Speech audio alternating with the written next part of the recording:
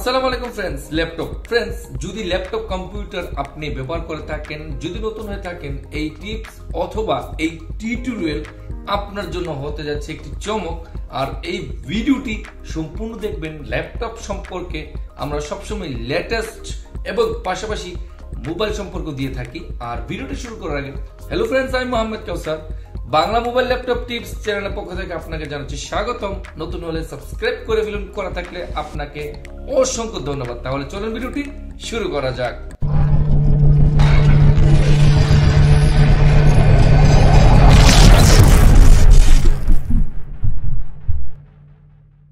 স্ক্রিনে আপনাকে স্বাগতম। ফ্রেন্ডস, প্রথমেই আপনার ল্যাপটপ কম্পিউটার দুটোটাকে যখন রিফ্রেশ দিবেন, মাউসের রাইট সাইডে ট্যাপ করবেন এবং এখান থেকে আপনি রিফ্রেশ দিয়ে থাকেন। কিন্তু এই রিফ্রেশটা দেওয়ার পরে আপনার আরেকটা জিনিস লক্ষ্য রাখতে হয়, এইগুলো কন্ট্রোল কিভাবে করে, কি সিস্টেম বা এই চমক সিস্টেম আজকে আমি দেখানোর চেষ্টা করব। প্রথমেই আমি মাউসের রাইট সাইড ট্যাপ করবো, একদম শেষে পার্সোনালাইজেস এখানে একটা ট্যাপ করব। ট্যাপ করার পরে কিন্তু আমার ল্যাপটপের এরকম একটা স্ক্রিন চলে আসলো। এখান থেকে যদি একটু রাইট সাইড কর্নারে দেখতে পাচ্ছেন হাই কন্ট্রাস্ট সেটিং, এখানে হাই কন্ট্রাস্ট সেটিংয়ে ট্যাপ করলাম। করার পরে কিন্তু সেকেন্ড আবার এই জায়গায় চলে আসলো থিমস সেটিং। এই থিমস সেটিংয়ে আমি আবার একটি ট্যাপ করলাম, করার পরে কিন্তু আমার এই সিস্টেমটা চলে আসলো। আর আজকে এইখান থেকে এগুলোই আপনাকে দেখাবো যে চারটা অপশন রয়েছে, ব্যাকগ্রাউন্ড, তারপরে রয়েছে কালার, তারপরে সাউন্ড এবং মাউস কার্সর। এই চারটা অপশন নিয়ে আজকে আমি ভিডিওতে কথা বলার চেষ্টা করব, আপনাকে বোঝানোর চেষ্টা করব। এই জিনিসগুলা শুধু নতুন যেই ব্যক্তি এইগুলা সম্পর্কে না জানে। ফ্রেন্ডস, তাহলে প্রথমে আমরা যদি এখান থেকে একদম উপরে দেখি ব্যাকগ্রাউন্ড, আমরা এই ব্যাকগ্রাউন্ডে যদি একটা ট্যাপ করি কিন্তু এরকমভাবে চলে আসলো। আর এই ব্যাকগ্রাউন্ডটা কি আপনাকে আমি দেখানোর চেষ্টা করব। ব্যাকগ্রাউন্ডটা হচ্ছে আমার এই ল্যাপটপের এই যে একটা ফটো দেখতে পাচ্ছেন, আমার ছেলের ফটো, এটা হচ্ছে ব্যাকগ্রাউন্ড।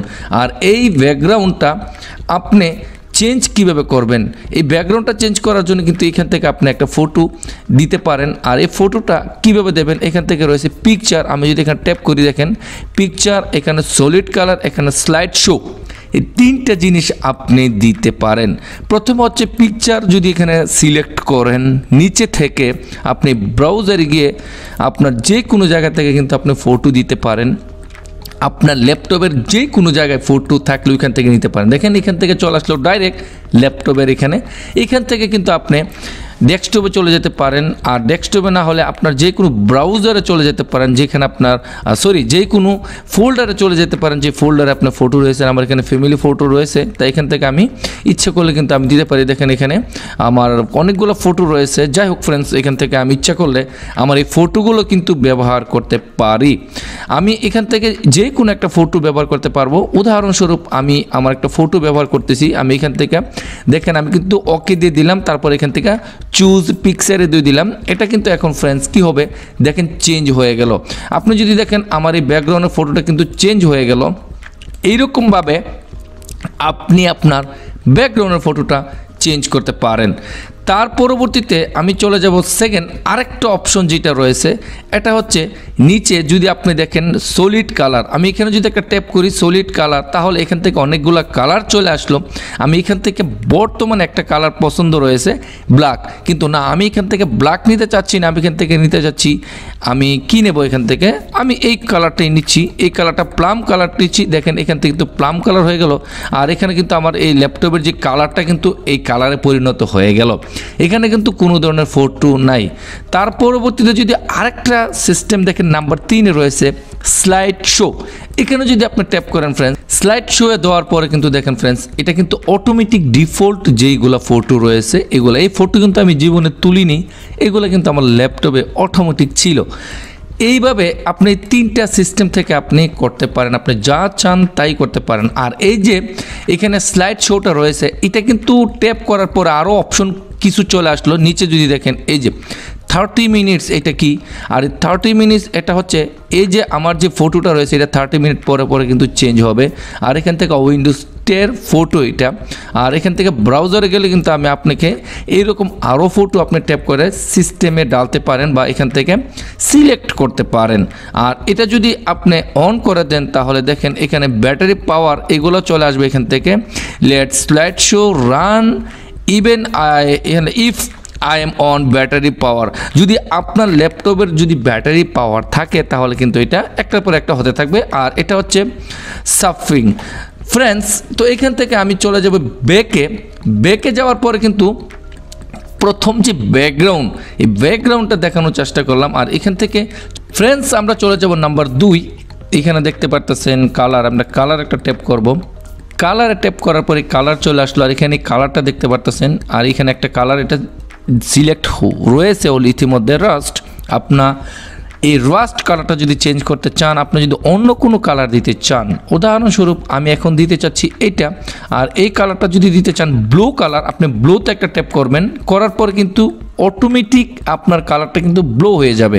আমি এখানে ব্লু কালার একটা ট্যাপ করলাম, দেখেন ডাবল ট্যাপ করলাম ব্লু কালারে, যদি দেখেন টিকটা কিন্তু আমার ব্লু কালারে চলে আসলো, এটা কিন্তু ব্লু হয়ে গেল। তো আপনি এখান থেকে কালার চেঞ্জ করতে পারেন। এখান থেকে যদি চুজ ইউর কালার, এখান থেকে আপনি দেখেন ড্রাগ রয়েছে এবং কাস্টম রয়েছে। ড্রাগ কালার যদি আমি দিই তাহলে অন্ধকার অর্থাৎ ব্ল্যাক। আমি এখানে কিন্তু ড্রাগ কালার একটা ট্যাপ করলাম। আর একটু সময় নেবে, যদি আপনার ল্যাপটপের র্যামের উপরে ডিপেন্ড করে।